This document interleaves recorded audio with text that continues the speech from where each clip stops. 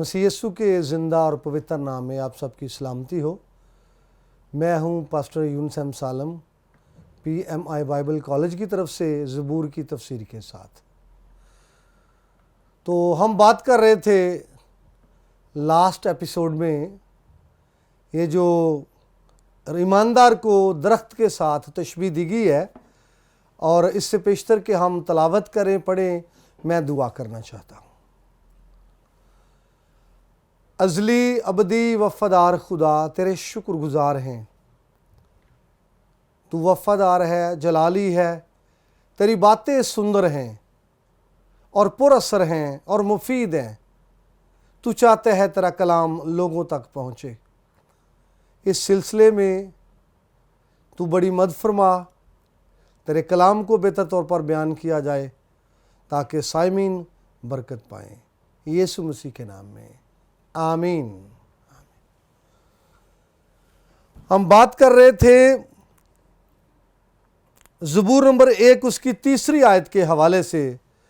Last episode जो आपने देखी है या सुनी है, उसमें 3री आयत पर हम बात कर रहे थे। वो उस दरख्त की मानिंद होगा जो पानी की नदियों के पास लगाया गया है, जो अपने वक्त पर फलता है और जिसका पत्ता भी नहीं मुरझाता। सो जो कुछ वो करे बारवर होगा। खुदावंद के पाक कलाम के सब से आज हमें बड़ी बरकत मिले, आमीन। बात यहाँ पर रास्तबाज की है, लेकिन उसको तशबीह दी गई है दरख्त के साथ। एपिसोड नंबर 6 जो लास्ट आपने देखी है, उसमें भी हमने कुछ बात दरख्त के हवाले से की है। तो यहाँ पर रास्तबाज को दरख्त के साथ तशबीह दी गई है। जब हम बाइबल को पढ़ते हैं तो बाइबल के अंदर हमें बहुत सारी तशबीहात दिखाई देती हैं, जो सादिक के लिए हैं, जो रास्तबाज के लिए हैं, जो ईमानदार के लिए हैं। फॉर एग्जाम्पल, ईमानदार को भेड़ों के साथ तशबीह दी गई है, एक सादिक शख्स को, रास्तबाज शख्स को खुरमे के दरख्त के साथ तशबीह दी गई है, और ईमानदार को गेहूं के साथ तशबीह दी गई है। और यहाँ पर जो है रास्तबाज को दरख्त के साथ तशबीह दी गई है। मज़ीद वजाहत के साथ हम देखें तो दरख्तों के साथ रास्तबाजों को और शरीरों को, दोनों को तशबीह दी गई है। मगर यहाँ पर 3री आयत में रास्तबाज को दरख्त के साथ तशबीह दी गई है। और अगर हम दरख्तों की बात करें, इसके दरख्तों की इकसाम की बात करें, तो हमें मिलेगा इकसाम के हवाले से नामवर दरख्त और गुमनाम दरख्त और फलदार दरख्त और बेफल दरख्त और अच्छा दरख्त और बुरा दरख्त। कलाम में इनके बारे में बात की गई है। और नामवर दरख्त की जब हम बात करते हैं तो ये आपको मिल जाएगा बाइबल के अंदर। यीशु मसीह ने कहा कि तुम सूखे दरख्त हो, और अपने बारे में कहा कि हरे दरख्त के साथ ऐसा किया जाता है। तो लिहाजा यीशु मसीह ने अपने आप को भी दरख्त के साथ तशबीह दी गई है, और यीशु मसीह एक नामवर हस्ती है। आपको याद होना चाहिए, दानियल की किताब के अंदर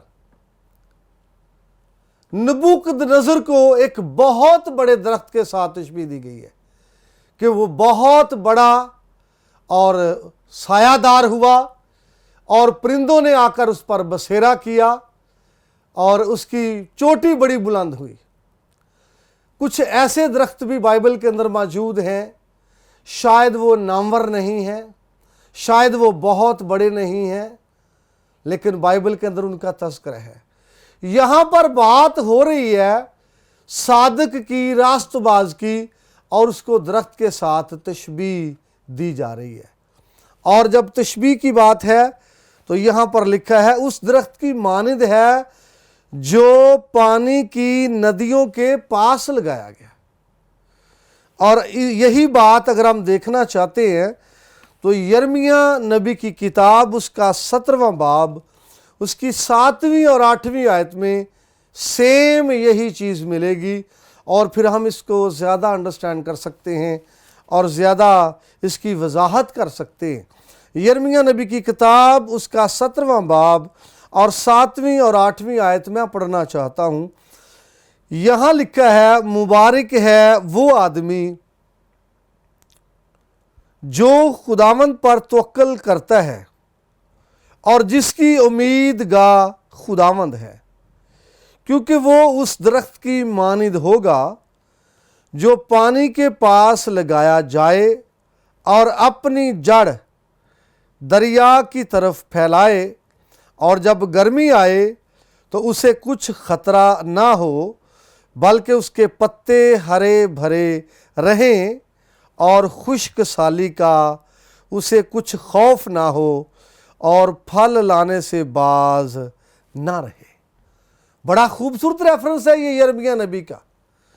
جو بات ہم زبور نمبر 1 میں پڑھ رہے ہیں، اس کی 3ری آیت میں جو بات ہم پڑھ رہے ہیں، راست باز کو تشبیہ دی جا رہی ہے، سیم وہی بات یرمیہ نبی کی کتاب سے ابھی ہم نے تلاوت کی ہے، اور یہاں 7ویں آیت میں مبارک کا لفظ پھر استعمال ہوا ہے۔ وہ آدمی مبارک ہے، وہ آدمی جو خداوند پر توکل کرتا ہے۔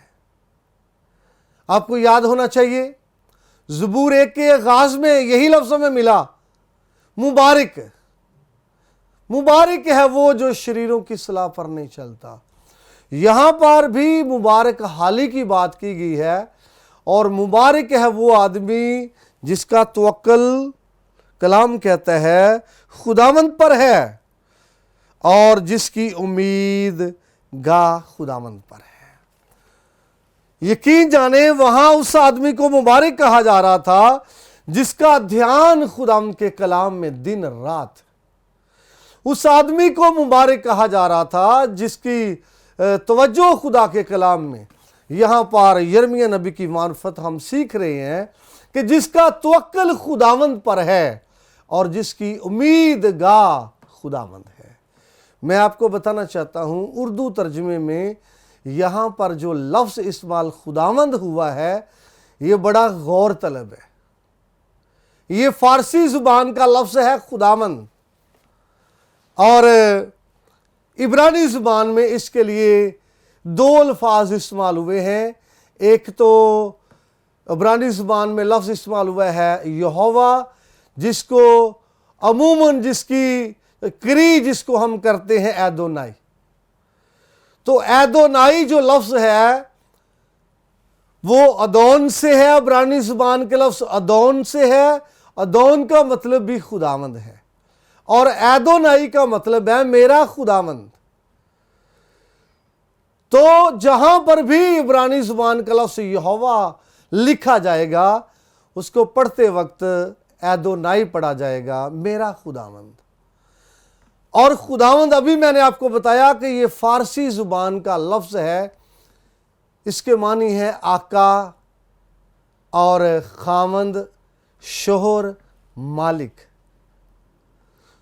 نبی کہتے ہیں مبارک ہے وہ جس کا توکل خداوند پر یعنی مالک پر ہے۔ اس شخص کو مبارک کہا جا رہا ہے، اس شخص کو اپریشیٹ کیا جا رہا ہے جس کا توکل مالک پر ہے، نہ کہ مخلوق پر۔ مالک پر ہے نہ کہ بندوں پر، مالک پر ہے نہ کہ انسانوں پر، مالک پر ہے نہ کہ پبلک پر۔ وہ مبارک ہے جس کا توکل خداوند پر ہے۔ اور میں آپ کو بتانا چاہتا ہوں یقیناً جس کا توکل خداوند پر ہے، یہ بات ایسی ہے کہ اس شخص کو اپریشیٹ کیا جائے اور اس کو داد دی جائے۔ اگر خداوند پر توکل نہیں ہے تو پھر مخلوق پر ہو سکتا ہے، اگر خداوند پر نہیں ہے تو پھر غلاموں پر ہو سکتا ہے، بندوں پر ہو سکتا ہے، انسانوں پر ہو سکتا ہے۔ اور انسان کے بارے میں کلام یہ کہتا ہے ملعون ہے وہ شخص جو بشر کو اپنا بازو جانتا ہے، جو انسان کو اپنا بازو جانتا ہے وہ ملعون ہے۔ لیکن جب خداوند پر توکل ہے، یہ بات عمدہ ہے، یہ بات خوبصورت ہے، اور ایسے شخص کو داد دی گئی ہے کہ خداوند پر توکل کرتا ہے۔ آگے پھر اسی شخص کو جس کا توکل مالک پر ہے، نہ کہ بندوں پر، نہ کہ انسانوں پر، نہ کہ لوگوں پر، نہ عوام پر، نہ غیر معبودوں پر، نہ بتوں پر، جس کا توکل جو ہے مالک پر ہے، یہ بات زبردست ہے۔ اور اس شخص کو پھر تشبیہ دی گئی ہے درخت کے ساتھ۔ اس درخت کی مانند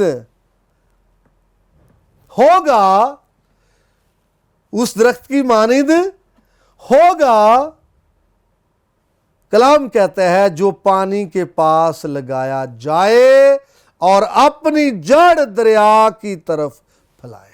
ہیلیلویا، ہیلیلویا۔ خوبصورت بات ہے، پانی کے پاس لگایا گیا ہے اور جڑ کس کی طرف پھیلا رہا ہے؟ پانی کی طرف۔ پانی کے پاس لگایا گیا ہے اور جڑ کس کی طرف پھیلا رہا ہے؟ پانی کی طرف۔ اور یہاں پر ہمیں ملتا ہے جب پانی کی طرف پھیلائے گا، لکھا ہے جب گرمی آئے تو اسے کچھ خطرہ نہ ہو۔ ایسے شخص پر موسمی اثرات اثر انداز نہیں ہو سکتے۔ ایسا شخص موسمی چیزوں سے متاثر نہیں ہو سکتا جس کی جڑیں گہری ہیں، جس کی جڑیں خداوند کے کلام میں ہیں، جس کی جڑیں کلام جو زندگی کا بہتا سوتا ہے اس میں جس کی جڑیں ہیں۔ اس پر موسمی اثرات اثر انداز نہیں ہو سکتے، موسم پر اس پر اثر انداز نہیں ہو سکتے۔ لکھا ہے اس کے لیے کیا نہیں ہے؟ خطرہ نہ ہو۔ کس کے لیے خطرہ نہ ہو؟ جس کی جڑ پانی میں ہے، جس کی جڑ دریا میں ہے، جس کی جڑ چشمے میں ہے، اور اس کی طرف اس نے اپنی جڑ کو پھیلایا ہے۔ اور آگے لکھا ہے بلکہ اس کے پتے ہرے رہیں گے۔ پتے ہرے رہیں گے، رونق ہوگی، شادابی ہوگی، کیونکہ اس کی جڑیں پانی میں ہیں۔ اور آگے اگر آپ پڑھیں تو لکھا ہے اور خشک سالی کا اسے کچھ خوف نہ ہو۔ بھئی جب خشک سالی آئے گی تو اسے خوف نہیں ہے۔ دیگر درخت دائیں بائیں خشک سالی کا شکار ہو سکتے ہیں، دائیں بائیں جو ہیں ان کے پتے مرجھا سکتے ہیں، لیکن جس کی جڑیں پانی میں ہیں اس کا یہ متاثر نہیں ہوگا، یہ خشک سالی کا شکار نہیں ہوگا، اور اس کو کچھ خطرہ نہیں ہے، خوف نہیں ہے۔ آگے آخری بات یہ لکھی ہے کہ وہ پھل لانے سے باز نہ رہے۔ باز نہ رہے، دیٹ مین وہ ضرور پھل لائے گا، ہو نہیں سکتا کہ وہ پھل نہ لائے، اس لیے کہ اس کا جو ہے جڑیں پانی میں ہے۔ بات کو آگے بڑھاتے ہوئے ایک اور بات کرنا چاہتا ہوں، پڑھیں گے نہیں، اگر پڑھیں گے تو ہمیں بہت دیر لگے گی۔ میں ریفرنس آپ کو بتا دیتا ہوں، یہ حزقیل کی کتاب اس کا 47واں باب ہے اور اس کی 12ویں آیت ہے۔ اگر ہم پڑھیں حزقیل کا 47واں باب پہلی آیت سے یہ واقعہ شروع ہوگا، یہ بات شروع ہوگی، اور جو بات ہمارے موضوع کے ساتھ ریلیٹڈ ہے وہ ہمیں 12ویں آیت میں مل سکتی ہے کہ وہاں پر ایک دریا کا تذکرہ ہے جو خدا کے گھر سے بہتا ہے، خدا کے آستانہ سے بہتا ہے دریا۔ اور اسی کے حوالے سے کسی شاعر نے گیت لکھا تھا، یسوع میرا بہتا دریا۔ اور وہاں پر وہ دریا کی بات کرتا ہے مصنف، خدا کے گھر سے بہتا ہے، اور یہ بہتا بہتا بڑھتا جاتا ہے، بڑھتا جاتا ہے، بڑھتا جاتا ہے، اور جہاں جہاں یہ دریا پہنچا ہے وہاں اس نے کڑوے پانی کو میٹھا کر دیا ہے۔ اور آگے لکھا ہے اس کے دریا کے کنارے جو درخت ہیں وہ وقت پر پھل دیتے ہیں، جو درخت ہیں ان کا پتا بھی نہیں مرجھاتا۔ لیکن یہ دیکھیں یہ دریا جو ہے یہ کس کو پیش کر رہا ہے؟ یہ خداوند کو پیش کر رہا ہے، یسوع مسیح کو پیش کر رہا ہے۔ اور میں آپ کو بتانا چاہتا ہوں یسوع مسیح نے اپنے آپ کو اس پانی کے حوالے سے پیش کیا ہے، روح القدس کی بات کی ہے پانی کے حوالے سے، خدا کے کلام کو پانی کے حوالے سے پیش کیا گیا ہے۔ اور میں آپ کو بتانا چاہتا ہوں یہاں پر جو بات ہم سیکھ رہے ہیں زبور 1 اس کی 3 آیت میں جب درخت کے ساتھ تشبیہ دی گئی ہے تو یقیناً ایسا آدمی ہے جس کی جڑیں کلام میں گہری ہیں اور جو خداوند میں مگن ہے اور خداوند میں مسرور ہے، اس کی بات ہو رہی ہے۔ اور آگے اس کے پھلوں کا بھی تذکرہ زبور کے اندر ہے کہ وہ اپنے وقت پر کیا کرتا ہے، اپنے وقت پر پھلتا ہے۔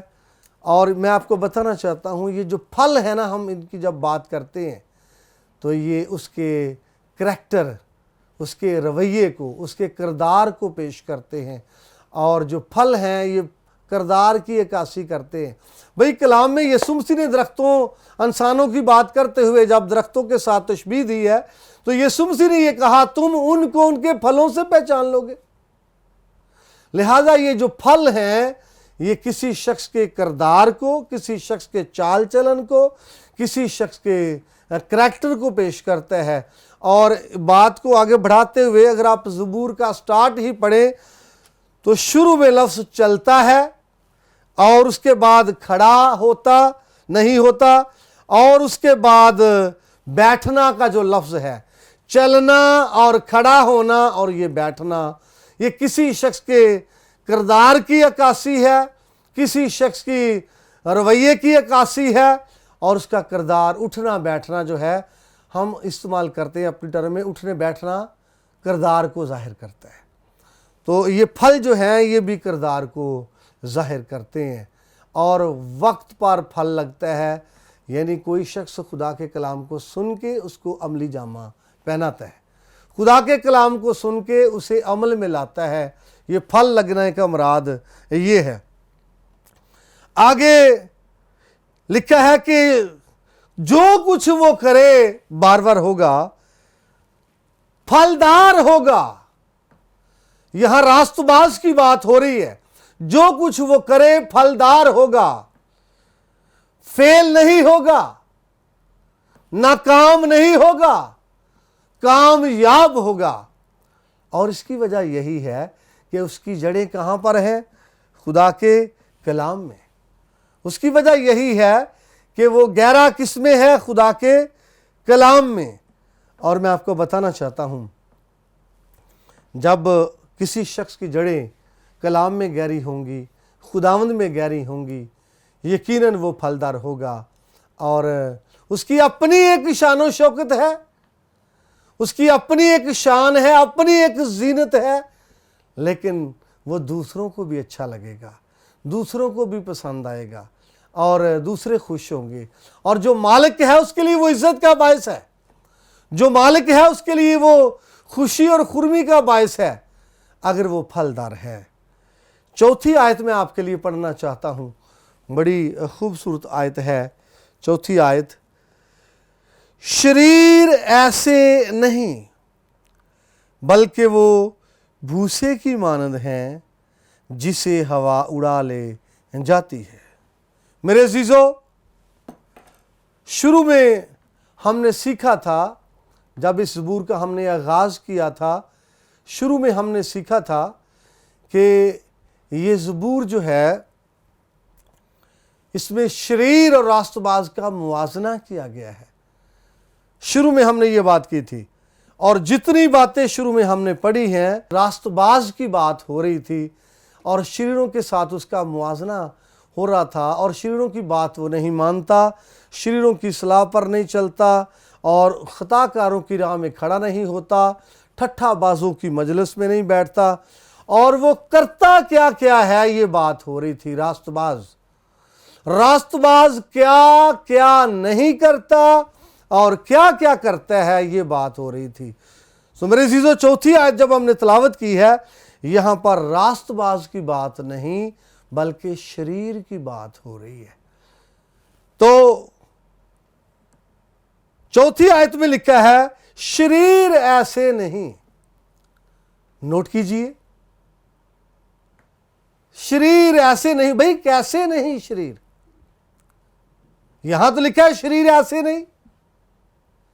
शरीर ऐसे नहीं जैसे सादिक है, शरीर ऐसे नहीं जैसे रास्तबाज है, शरीर ऐसे नहीं जिस तरह ऊपर रास्तबाज के बारे में बात की गई है। और मैं आपको बताना चाहता हूं, जब ये जुमला है कि शरीर ऐसे नहीं, जितनी बातें हमने रास्तबाज के बारे में देखी है, जितनी बातें हमने खुदा के बंदे के बारे में देखी है, जितनी बातें हमने ईमानदार के बारे में देखी है, ये सारी की सारी बातों का तज़किरा वो करता है मुसन्नफ़ कि शरीर ऐसे नहीं है। शरीर तो शरारत की जड़ है, शरीर तो शरीरों के साथ खड़े होते हैं, शरीर तो शरीरों की सलाह को, मशवरे को, मंसूबे को एक्सेप्ट करता है।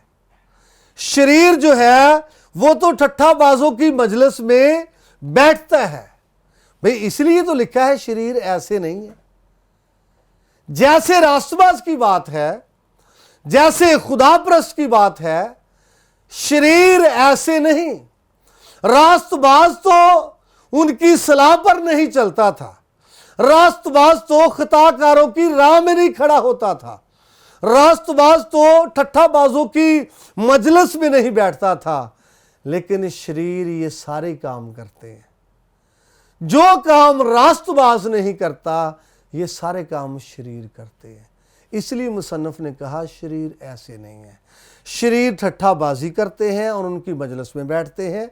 शरीर खताकार खुद है और खताकारों की राह में खड़े होते हैं। शरीर जो है वो बुरे मंसूबों को पसंद करते हैं और शरीरों की सलाह को और मशवरे को एक्सेप्ट करते हैं। इसी तरह इसीलिए यहाँ पर लिखा है शरीर ऐसे नहीं है। अगर हम आगे बढ़े तो रास्तबाज की जितनी खूबियां हमने देखी थी, सीखी थी, उनमें एक ये भी है कि खुदावंद की शरीयत में उसकी खुशनुदी है। खुदावंद की शरीयत में उसकी खुशनुदी है, लेकिन शरीर की खुशनुदी खुदावंद के कलाम में नहीं है। शरीर की खुशनुदी गलत बातों में और रॉन्ग बातों में है। तो यहाँ पर वक्त हो रहा है खुदा के कलाम के ख़त्म होने का, तो मैं आपसे इजाज़त चाहूँगा।